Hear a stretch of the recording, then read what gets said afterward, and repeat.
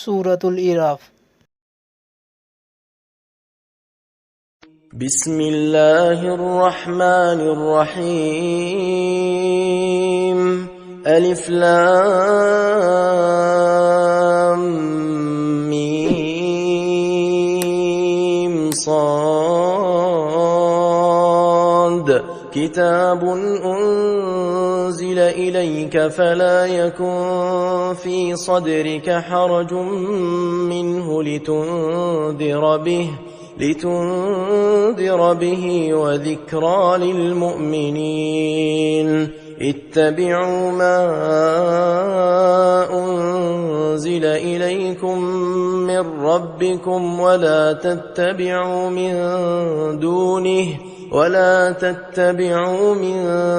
دونه أولياء قليلا ما تذكرون. وكم من قرية أهلكناها فجاءها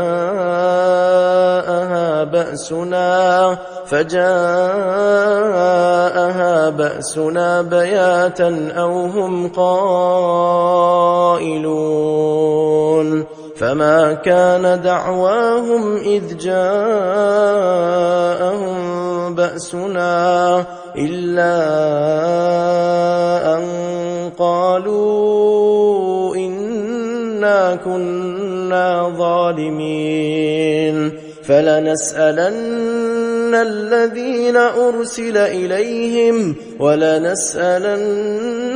المرسلين. فلنقصن عليهم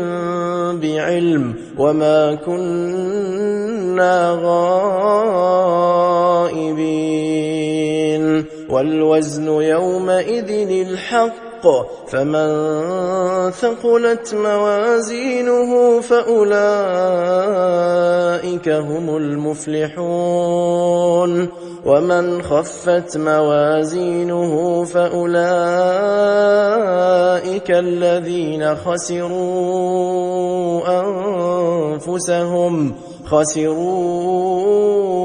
أنفسهم بما كانوا بآياتنا يظلمون. ولقد مكناكم في الأرض وجعلنا لكم فيها معايش قليلا ما تشكرون. ولقد خلقناكم ثم صورناكم ثم قلنا للملائكة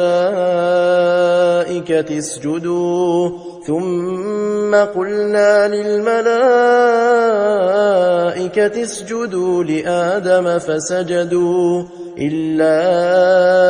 إبليس لم يكن من الساجدين. قال ما منعك ألا تسجد إذ أمرتك؟ قال أنا خير منه خلقتني من نار وخلقته من طين. قال فاهبط منها فما يكون لك أن تتكبر فيها فاخرج إنك من الصاغرين. قال أنظرني إلى يوم يبعثون. قال إنك من المنظرين. قال فبما أغويتني لأقعدن لهم صراطك المستقيم ثم لآتينهم من بين أيديهم ومن خلفهم وعن أيمانهم وعن شمائلهم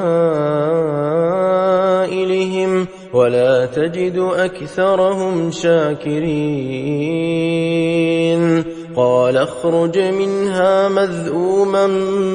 مدحورا لمن تبعك منهم لأملأن جهنم منكم أجمعين ويا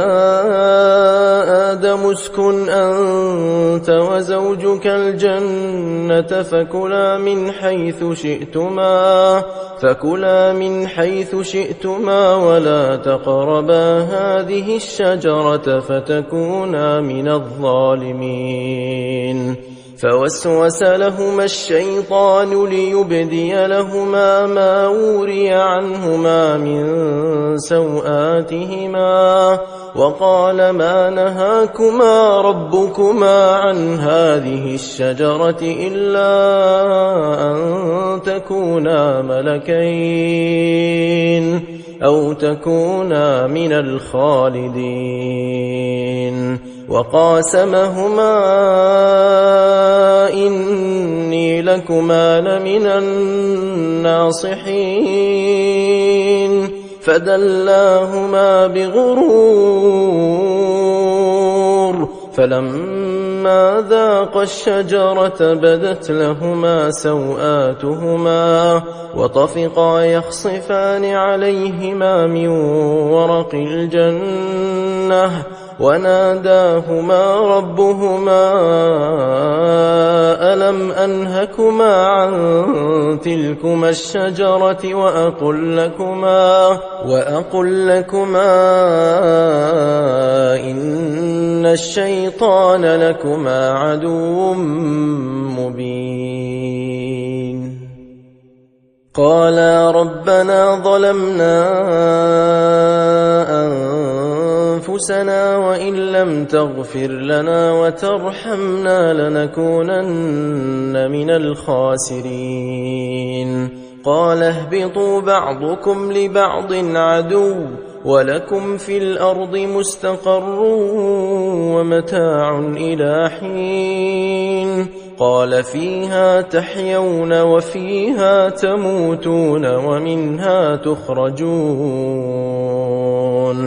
يا بني آدم قد أنزلنا عليكم لباسا يواري سوآتكم وريشا ولباس التقوى ذلك خير ذلك من آيات الله لعلهم يذكرون يا بني آدم لا يفتننكم الشيطان كما أخرج أبويكم من الجنة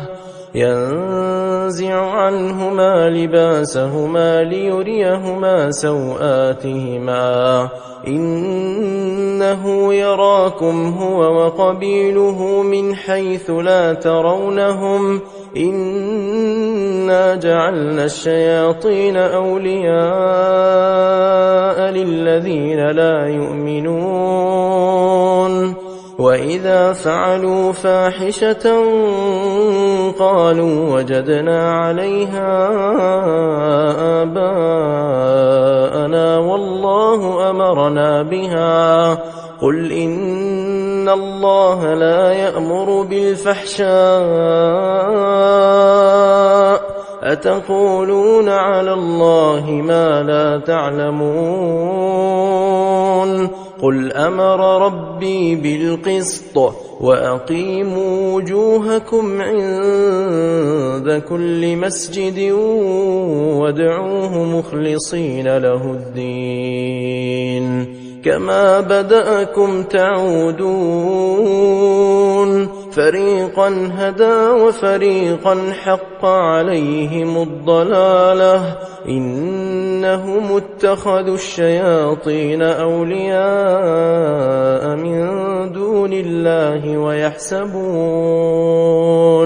ويحسبون أنهم مهتدون يا بني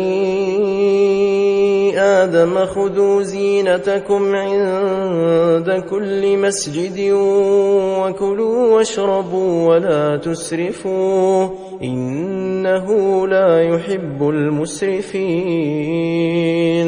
قل من حرم زينة الله التي أخرج لعباده والطيبات من الرزق قل هي للذين آمنوا في الحياة الدنيا خالصة يوم القيامة كذلك نفصل الآيات لقوم يعلمون قل إنما حرم ربي الفواحش ما ظهر منها وما بطن والإثم والبغي بغير الحق وأن تشركوا بالله ما لم ينزل به سلطانا وأن تقولوا على الله ما لا تعلمون ولكل أمة أجل فإذا جاء أجلهم لا يستأخرون ساعة ولا يستقدمون يا بني آدم إما يأتينكم رسل منكم يقصون عليكم آياتي فمن اتقى وأصلح فلا خوف عليهم ولا هم يحزنون والذين كذبوا بآياتنا واستكبروا عنها أولئك أصحاب النار هم فيها خالدون فمن أظلم ممن افترى على الله كذبا أو كذب بآياته أولئك ينالهم نصيبهم من الكتاب حتى إذا جاءتهم رسلنا يتوفونهم قالوا أينما كنتم تدعون من دون الله قالوا ضلوا عنا وشهدوا على أنفسهم أنهم كانوا كافرين قال ادخلوا في أمم قد خلت من قبلكم من الجن والإنس في النار كلما دخلت أمة لعنت أختها حتى إذا اداركوا فيها جميعا قالت أخراهم لأولاهم ربنا هؤلاء أضلونا فآتهم عذابا ضعفا من النار قال لكل ضعف ولكن لا تعلمون وقالت أولاهم لأخراهم فما كان لكم علينا من فضل فذوقوا العذاب بما كنتم تكسبون إن الذين كذبوا بآياتنا واستكبروا عنها لا تفتح لهم أبواب السماء ولا يدخلون الجنة حتى يلج الجمل في سم الخياط وكذلك نجزي المجرمين لهم من جهنم مهاد ومن فوقهم غواش وكذلك نجزي الظالمين والذين آمنوا وعملوا الصالحات لا نكلف نفسا إلا وسعها أولئك أصحاب الجنة هم فيها خالدون ونزعنا ما في صدورهم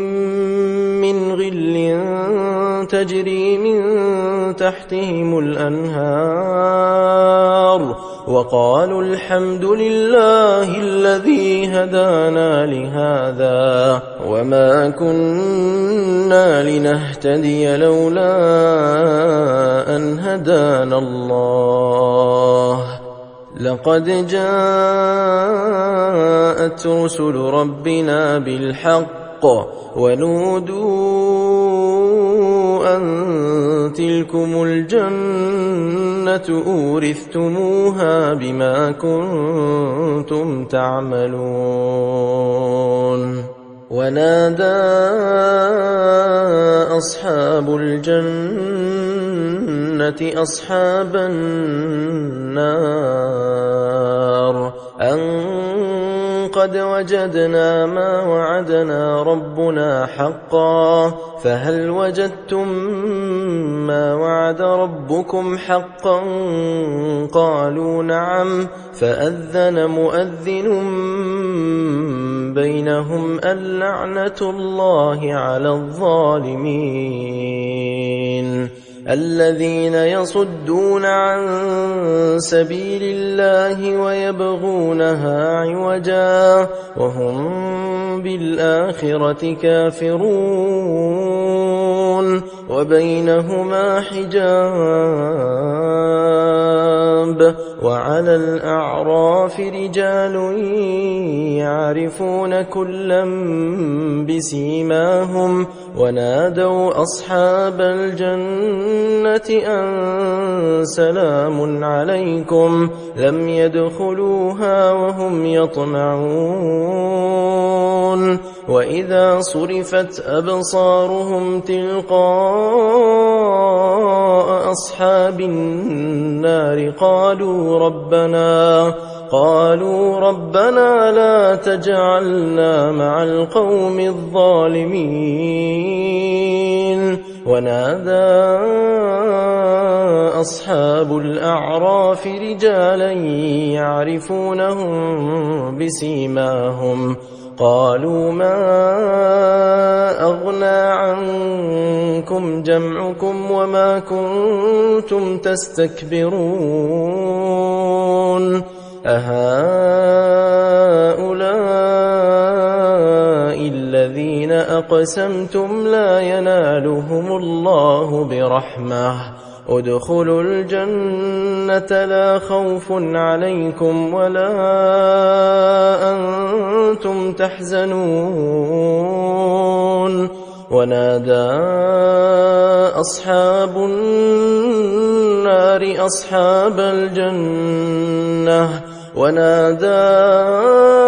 أصحاب النار أصحاب الجنة أن أفيضوا علينا من الماء أو مما رزقكم الله قالوا إن الله حرمهما على الكافرين الذين اتخذوا دينهم لهوا ولعبا وغرتهم الحياة الدنيا فاليوم ننساهم كما نسوا لقاء يومهم هذا وما كانوا بآياتنا يجحدون ولقد جئناهم بكتاب فصلناه على علم هدى ورحمة لقوم يؤمنون هل ينظرون إلا تأويله يوم يأتي تأويله يقول الذين نسوه من قبل قد جاءت رسل ربنا بالحق فهل لنا من شفعاء فيشفعوا لنا أو نرد فنعمل غير الذي كنا نعمل قد خسروا أنفسهم وضل عنهم ما كانوا يفترون إن ربكم الله الذي خلق السماوات والأرض في 6 أيام ثم استوى على العرش يغشي الليل النهار يطلبه حثيثا والشمس والقمر والنجوم مسخرات بأمره ألا له الخلق والأمر تبارك الله رب العالمين ادعوا ربكم تضرعا وخفية إنه لا يحب المعتدين ولا تفسدوا في الأرض بعد إصلاحها وادعوه خوفا وطمعا إن رحمة الله قريب من المحسنين وهو الذي يرسل الرياح بشرا بين يدي رحمته حتى إذا أقلت سحابا ثقالا سقناه لبلد ميت فأنزلنا به الماء فأخرجنا به من كل الثمرات كذلك نخرج الموتى لعلكم تذكرون والبلد الطيب يخرج نباته بإذن ربه والذي خبث لا يخرج إلا نكدا كذلك نصرف الآيات لقوم يشكرون لقد أرسلنا نوحا إلى قومه فقال يا قوم اعبدوا الله ما لكم من إله غيره إني أخاف عليكم عذاب يوم عظيم قال الملأ من قومه إنا لنراك في ضلال مبين قال يا قوم ليس بي ضلالة ولكني رسول من رب العالمين أبلغكم رسالات ربي وأنصح لكم وأعلم من الله ما لا تعلمون أوعجبتم أن جاءكم ذكر من ربكم على رجل منكم لينذركم ولتتقوا ولعلكم ترحمون فكذبوه فأنجيناه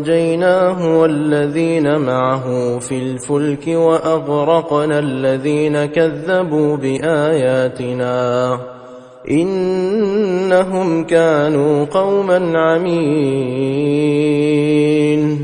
وإلى عاد أخاهم هودا قال يا قوم اعبدوا الله ما لكم من إله غيره أفلا تتقون قال الملأ الذين كفروا من قومه إنا لنراك في سفاهة وإنا لنظنك من الكاذبين قال يا قوم ليس بي سفاهة ولكني رسول من رب العالمين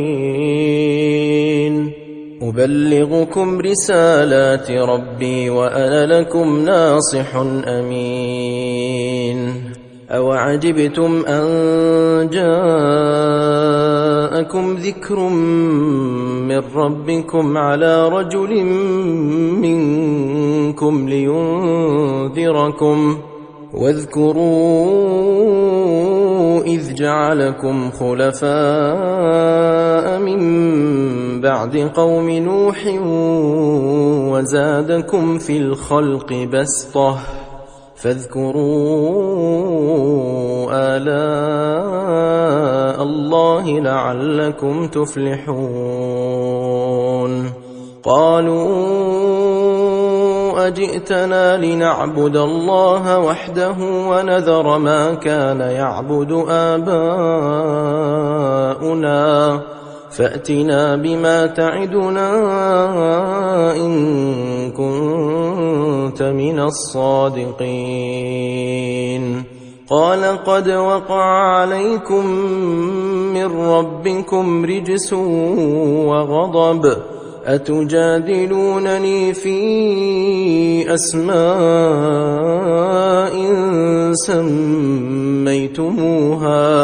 سميتموها أنتم وآباؤكم ما نزل الله بها من سلطان فانتظروا إني معكم من المنتظرين فأنجيناه والذين معه برحمة منا وقطعنا دابر الذين كذبوا بآياتنا وما كانوا مؤمنين وإلى ثمود أخاهم صالحا قال يا قوم اعبدوا الله ما لكم من إله غيره قد جاءتكم بينة من ربكم هذه ناقة الله لكم آية فذروها تأكل في أرض الله ولا تمسوها بسوء فيأخذكم عذاب أليم واذكروا إذ جعلكم خلفاء من بعد عاد وبوأكم في الأرض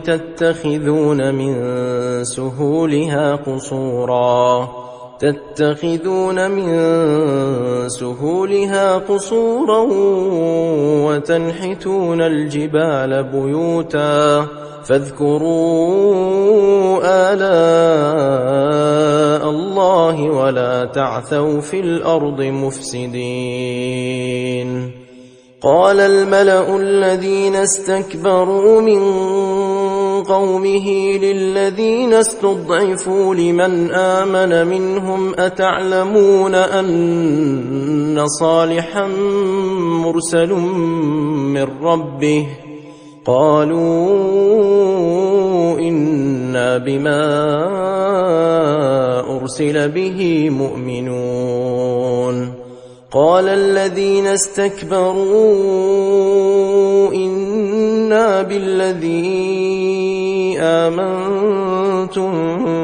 به كافرون فعقروا الناقة وعتوا عن أمر ربهم وقالوا يا صالح ائتنا بما تعدنا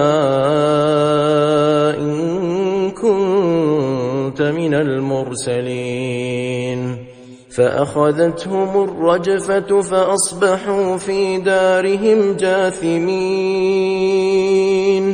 فتولى عنهم وقال يا قوم لقد أبلغتكم رسالة ربي ونصحت لكم ولكن لا تحبون الناصحين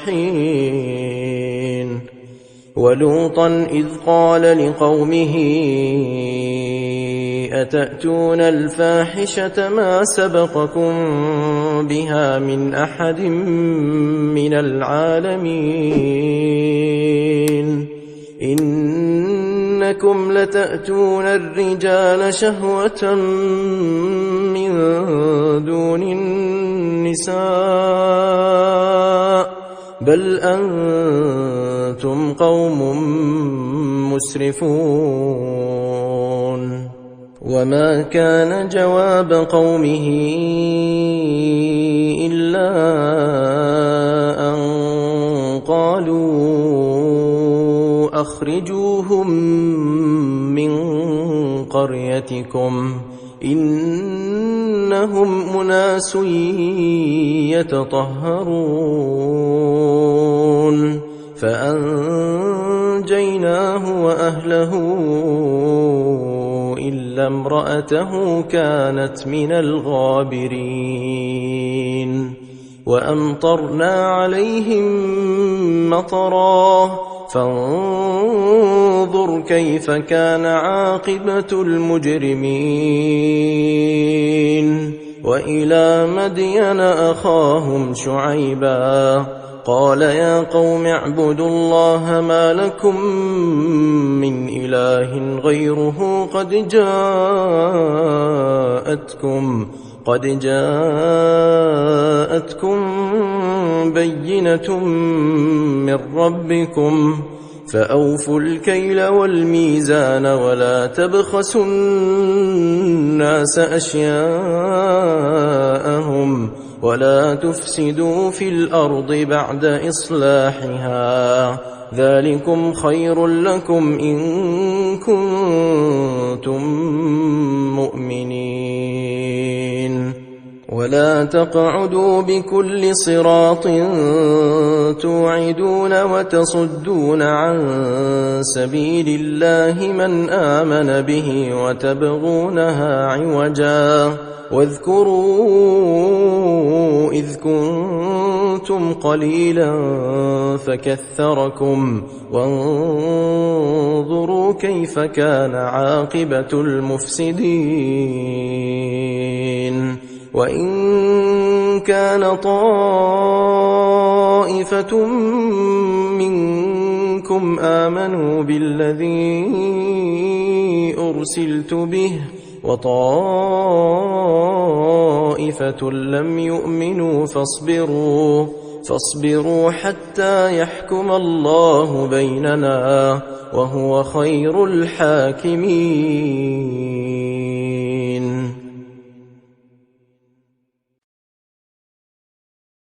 قال الملأ الذين استكبروا من قومه لنخرجنك يا شعيب والذين آمنوا معك من قريتنا أو لتعودن في ملتنا قال أولو كنا كارهين قد افترينا على الله كذبا إن عدنا في ملتكم بعد إذ نجانا الله منها وما يكون لنا أن نعود فيها إلا أن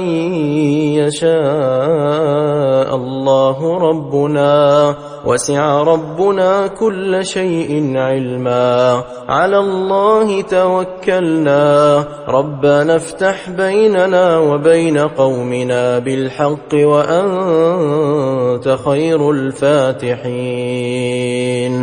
وقال الملأ الذين كفروا من قومه لئن اتبعتم شعيبا إنكم إذا لخاسرون فأخذتهم الرجفة فأصبحوا في دارهم جاثمين. الذين كذبوا شعيبا كأن لم يغنوا فيها الذين كذبوا شعيبا كانوا هم الخاسرين. فتولى عنهم وقال يا قوم لقد أبلغتكم رسالات ربي ونصحت لكم فكيف آسى على قوم كافرين وما أرسلنا في قرية من نبي إلا أخذنا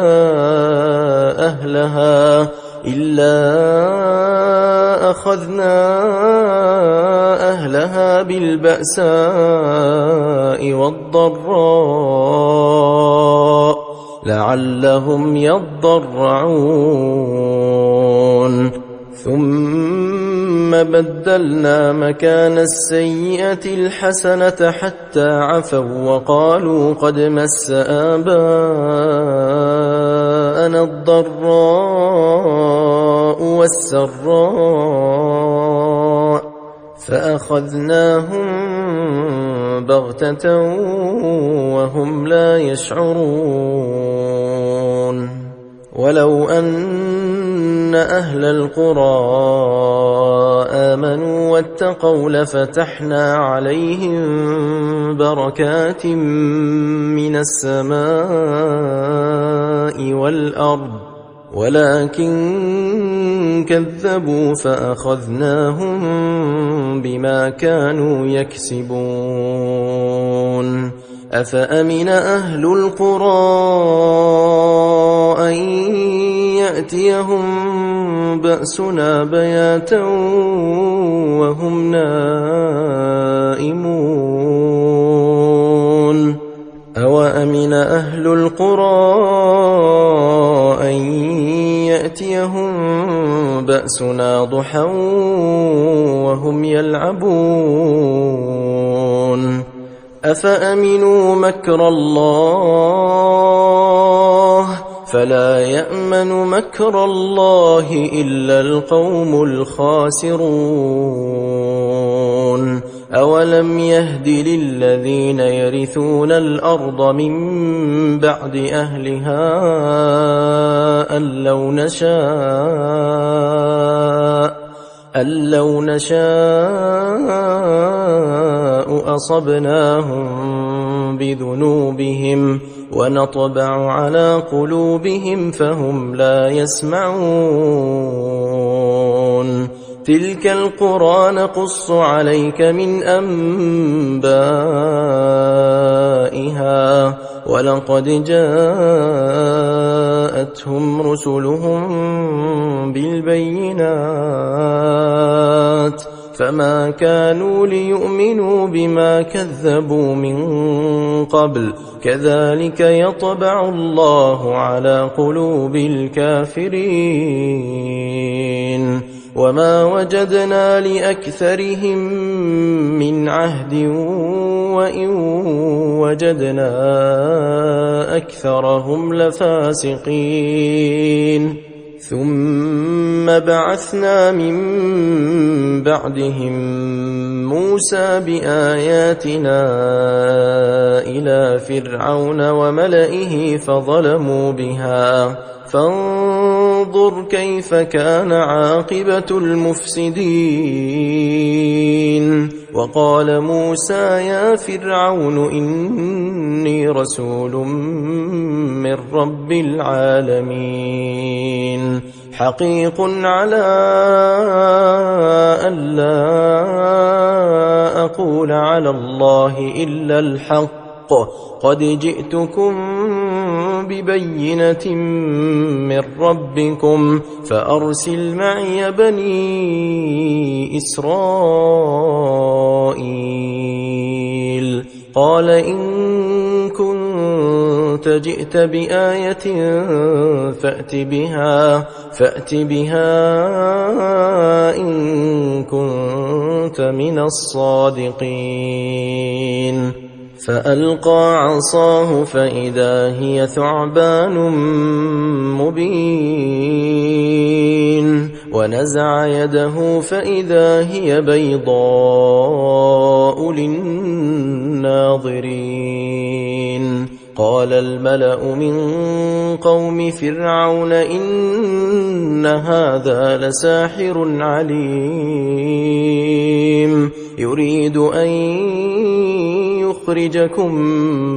من أرضكم فماذا تأمرون قالوا أرجه وأخاه وأرسل في المدائن حاشرين يأتوك بكل ساحر عليم وجاء السحرة فرعون قالوا إن لنا لأجرا إن كنا نحن الغالبين قال نعم وإنكم لمن المقربين قالوا يا موسى إما أن تلقي وإما أن نكون نحن الملقين قال ألقوا فلما ألقوا سحروا أعين الناس واسترهبوهم وجاءوا بسحر عظيم وأوحينا إلى موسى أن ألق عصاك فإذا هي تلقف ما يأفكون فوقع الحق وبطل ما كانوا يعملون فغلبوا هنالك وانقلبوا صاغرين وألقي السحرة ساجدين قالوا آمنا برب العالمين رب موسى وهارون قال فرعون آمنتم به قبل أن آذن لكم إن هذا لمكر مكرتموه في المدينة لتخرجوا منها أهلها فسوف تعلمون لأقطعن أيديكم وأرجلكم من خلاف ثم لأصلبنكم أجمعين قالوا إنا إلى ربنا منقلبون وما تنقم منا إلا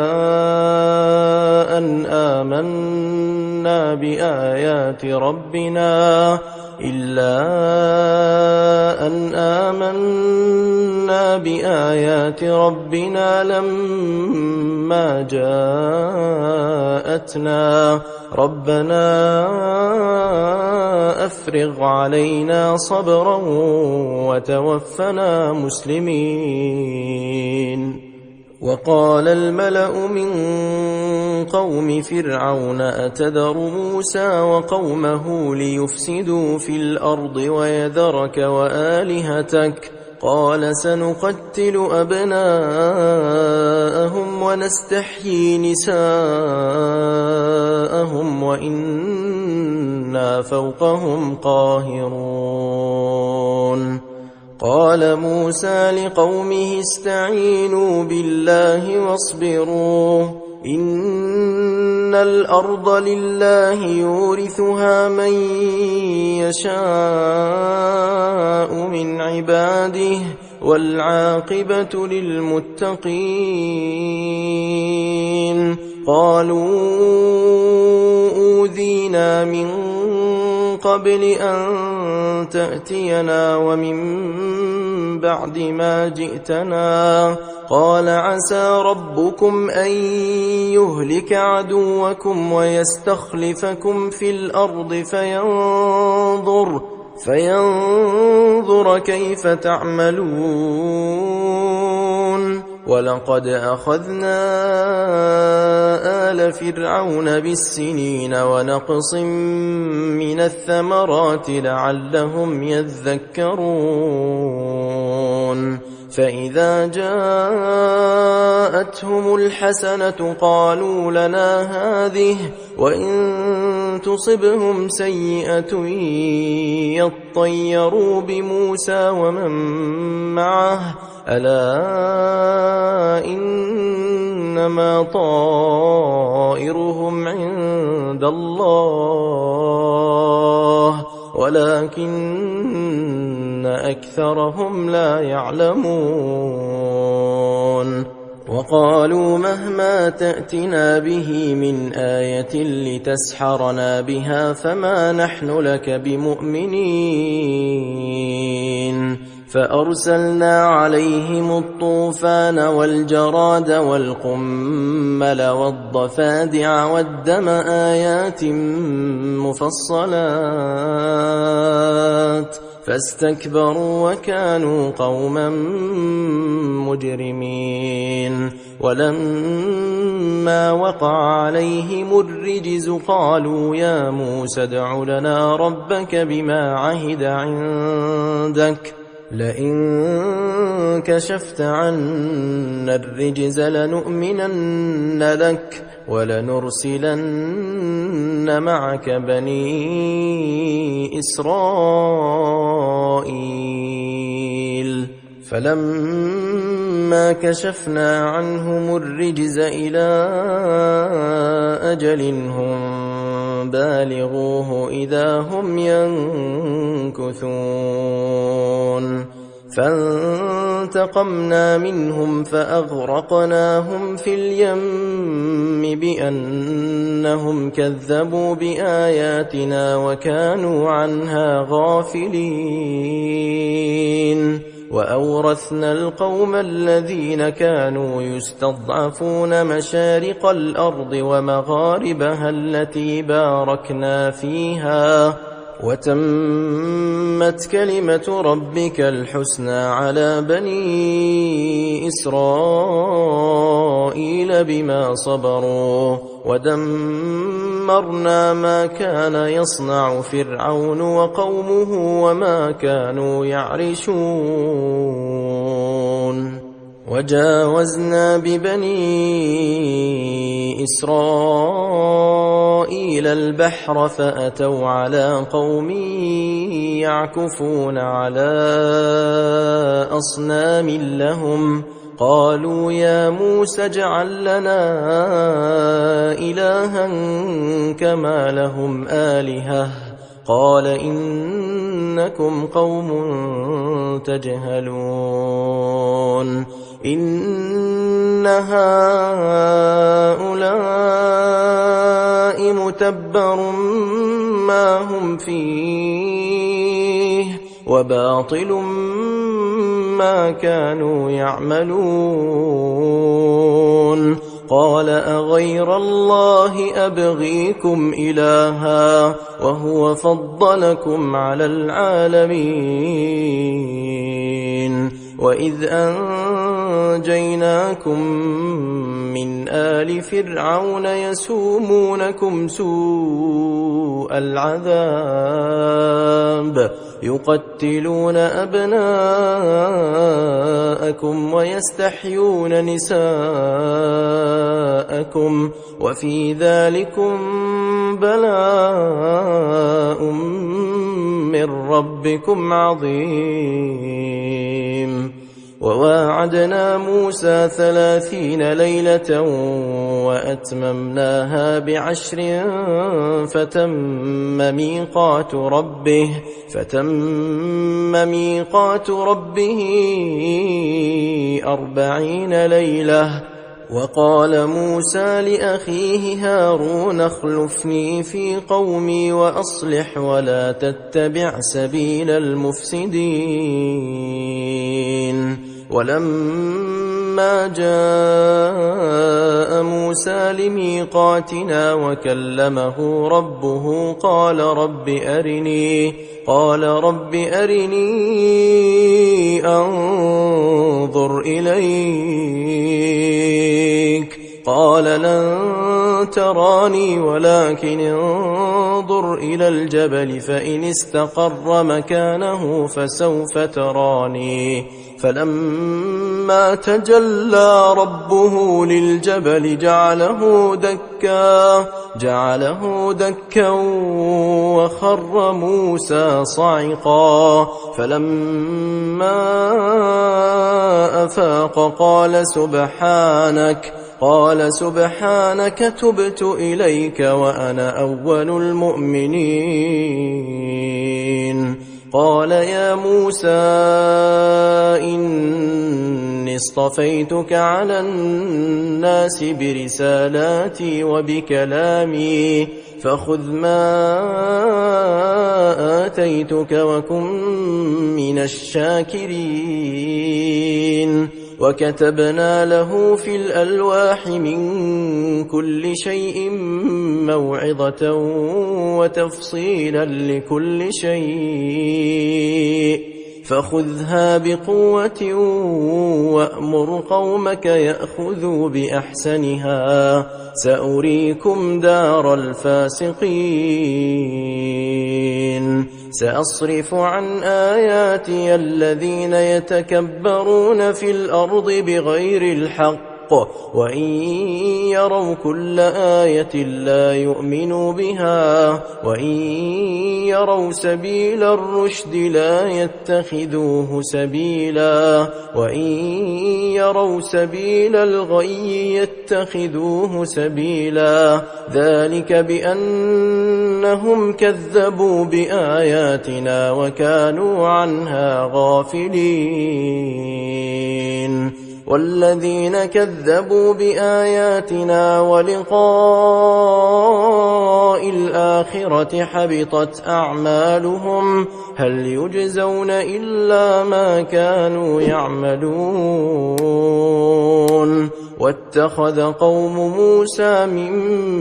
بعده من حليهم عجلا جسدا له خوار. ألم يروا أنه لا يكلمهم ولا يهديهم سبيلا اتخذوه وكانوا ظالمين. ولما سقط في أيديهم ورأوا أنهم قد ضلوا قالوا لئن لم يرحمنا ربنا ويغفر لنا لنكونن من الخاسرين. ولما رجع موسى إلى قومه غضبان أسفا قال بئس ما خلفتموني من بعدي أعجلتم أمر ربكم. وألقى الألواح وأخذ برأس أخيه يجره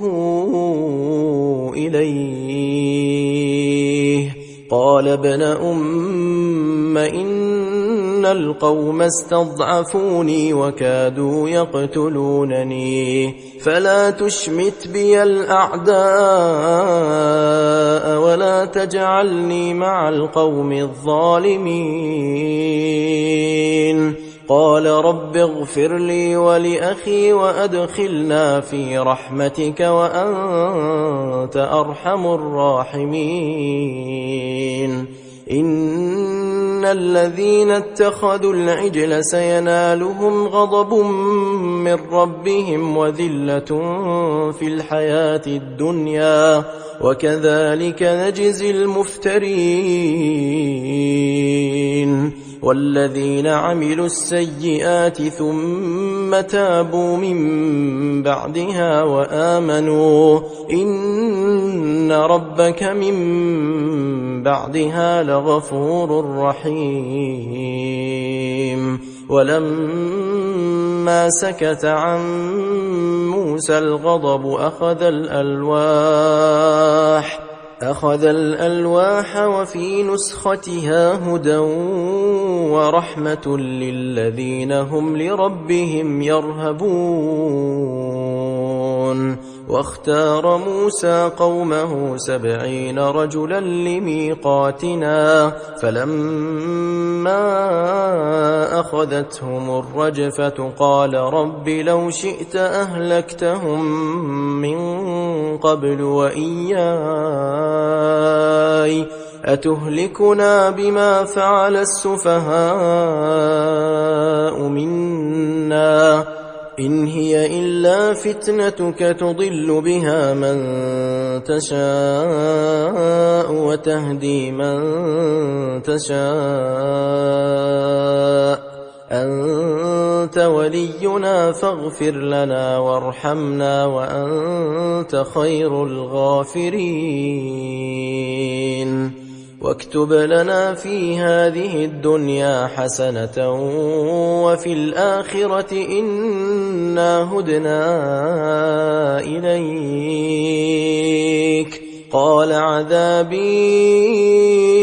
أصيب به من أشاء ورحمتي وسعت كل شيء فسأكتبها للذين يتقون ويؤتون الزكاة والذين هم بآياتنا يؤمنون. الذين يتبعون الرسول النبي الأمي الذي يجدونه مكتوبا عندهم في التوراة والإنجيل يأمرهم بالمعروف وينهاهم عن المنكر ويحل لهم الطيبات ويحرم عليهم الخبائث ويضع عنهم إصرهم والأغلال التي كانت عليهم. فالذين آمنوا به وعزروه ونصروه واتبعوا النور الذي أنزل معه أولئك هم المفلحون. قل يا أيها الناس إني رسول الله إليكم جميعا الذي له ملك السماوات والأرض لا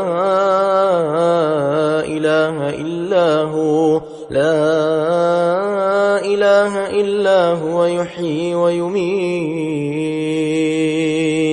فآمنوا بالله ورسوله النبي الأمي الذي يؤمن بالله وكلماته واتبعوه لعلكم تهتدون. ومن قوم موسى أمة يهدون بالحق وبه يعدلون. وقطعناهم 12 أسباطا أمما وأوحينا إلى موسى إذ استسقاه قومه أن اضرب بعصاك الحجر فانبجست منه 12 عينا قد علم كل أناس مشربهم وظللنا عليهم الغمام وأنزلنا عليهم المن والسلوى كلوا من طيبات ما رزقناكم وما ظلمونا ولكن كانوا أنفسهم يظلمون. وإذ قيل لهم اسكنوا هذه القرية وكلوا منها حيث شئتم وقولوا حطة وادخلوا الباب سجدا نغفر لكم خطيئاتكم سنزيد المحسنين. فبدل الذين ظلموا منهم قولا غير الذي قيل لهم فأرسلنا عليهم رجزا من السماء بما كانوا يظلمون. واسألهم عن القرية التي كانت حاضرة البحر إذ يعدون في السبت إذ تأتيهم حيتانهم يوم سبتهم شرعا ويوم لا يسبتون لا تأتيهم كذلك نبلوهم بما كانوا يفسقون. وإذ قالت أمة منهم لم تعظون قوما الله مهلكهم أو معذبهم عذابا شديدا قالوا معذرة إلى ربكم ولعلهم يتقون. فلما نسوا ما ذكروا به أنجينا الذين ينهون عن السوء وأخذنا الذين ظلموا بعذاب بئيس بما كانوا يفسقون. فلما عتوا عما نهوا عنه قلنا لهم كونوا قردة خاسئين. وإذ تأذن ربك ليبعثن عليهم إلى يوم القيامة من يسومهم سوء العذاب إن ربك لسريع العقاب وإنه لغفور رحيم. وقطعناهم في الأرض أمما منهم الصالحون ومنهم دون ذلك وبلوناهم بالحسنات والسيئات لعلهم يرجعون. فخلف من بعدهم خلف ورثوا الكتاب يأخذون عرض هذا الأدنى ويقولون سيغفر لنا وإن يأتهم عرض مثله يأخذوه. ألم يؤخذ عليهم ميثاق الكتاب ألا يقولوا على الله إلا الحق ودرسوا ما فيه والدار الآخرة خير للذين يتقون أفلا تعقلون. والذين يمسكون بالكتاب وأقاموا الصلاة إنا لا نضيع أجر المصلحين.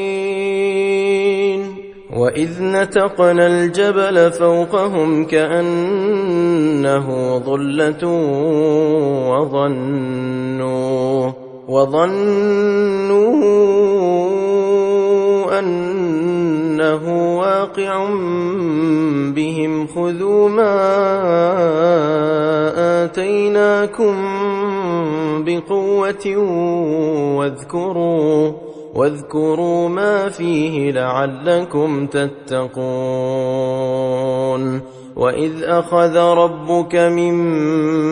بني آدم من ظهورهم ذريتهم وأشهدهم على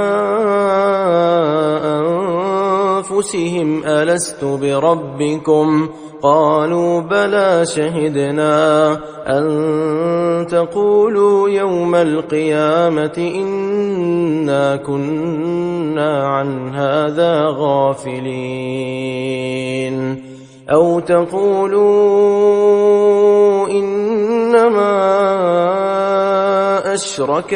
آباؤنا من قبل وكنا ذرية من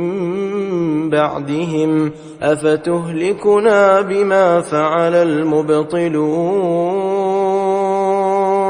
وكذلك نفصل الآيات ولعلهم يرجعون واتل عليهم نبأ الذي آتيناه آياتنا فانسلخ منها فأتبعه الشيطان فكان من الغاوين ولو شئنا لرفعناه بها ولكنه أخلد إلى الأرض واتبع هواه فمثله كمثل الكلب إن تحمل عليه يلهث أو تتركه يلهث ذلك مثل القوم الذين كذبوا بآياتنا فاقصص القصص لعلهم يتفكرون ساء مثلا القوم الذين كذبوا بآياتنا وأنفسهم كانوا يظلمون من يهد الله فهو المهتدي ومن يضلل فأولئك هم الخاسرون ولقد ذرأنا لجهنم كثيرا من الجن والإنس لهم قلوب لا يفقهون بها ولهم أعين لا يبصرون بها ولهم آذان لا يسمعون بها أولئك كالأنعام بل هم أضل أولئك هم الغافلون ولله الأسماء الحسنى فادعوه بها وذروا الذين يلحدون في أسمائه سيجزون ما كانوا يعملون وممن خلقنا أمة يهدون بالحق وبه يعدلون والذين كذبوا بآياتنا سنستدرجهم من حيث لا يعلمون وأملي لهم إن كيدي متين أولم يتفكروا ما بصاحبهم من جنة إن هو إلا نذير مبين أولم ينظروا في ملكوت السماوات والأرض وما خلق الله من شيء وأن عسى أن يكون قد اقترب أجلهم فبأي حديث بعده يؤمنون من يضلل الله فلا هادي له ويذرهم في طغيانهم يعمهون يسألونك عن الساعة أيان مرساها قل إنما علمها عند ربي لا يجليها لوقتها إلا هو ثقلت في السماوات والأرض لا تأتيكم إلا بغتة يسألونك كأنك إنك حفي عنها قل إنما علمها عند الله ولكن أكثر الناس لا يعلمون قل لا أملك لنفسي نفعا ولا ضرا إلا ما شاء الله ولو كنت أعلم الغيب لاستكثرت من الخير وما مسني السوء إن أنا إلا نذير وبشير لقوم يؤمنون هو الذي خلقكم من نفس واحدة وجعل منها زوجها ليسكن إليها فلما تغشاها حملت حملا خفيفا فمرت به فلما أثقلت دعوا الله ربهما لئن آتيتنا صالحا لنكونن من الشاكرين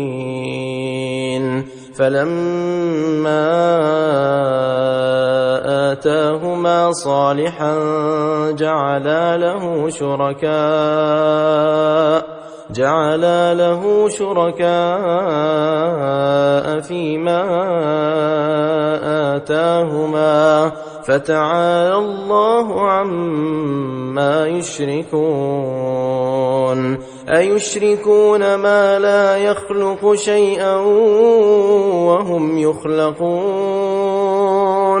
ولا يستطيعون لهم نصرا ولا أنفسهم ينصرون وإن تدعوهم إلى الهدى لا يتبعوكم سواء عليكم أدعوتموهم أم أنتم صامتون إن الذين تدعون من دون الله عباد أمثالكم فادعوهم فليستجيبوا لكم إن كنتم صادقين ألهم أرجل يمشون بها أم لهم أيدي يبطشون بها أم لهم أعين يبصرون بها أم لهم آذان يسمعون بها قل ادعوا شركاءكم ثم كيدون فلا تنظرون إن وليي الله الذي نزل الكتاب وهو يتولى الصالحين والذين تدعون من دونه لا يستطيعون نصركم ولا أنفسهم ينصرون وإن تدعوهم إلى الهدى لا يسمعوا وتراهم ينظرون إليك وهم لا يبصرون خذ العفو وأمر بالعرف وأعرض عن الجاهلين وإما ينزغنك من الشيطان نزغ فاستعذ بالله إنه سميع عليم إن الذين اتقوا إذا مسهم طائف من الشيطان تذكروا فإذا هم مبصرون وإخوانهم يمدونهم في الغي ثم لا يقصرون وإذا لم تأتهم بآية قالوا لولا اجتبيتها قل إنما أتبع ما يوحى إلي من ربي هذا بصائر من ربكم وهدى ورحمة لقوم يؤمنون وإذا قرئ القرآن فاستمعوا له وأنصتوا لعلكم ترحمون واذكر ربك في نفسك تضرعا وخيفة ودون الجهر من القول بالغدو والآصال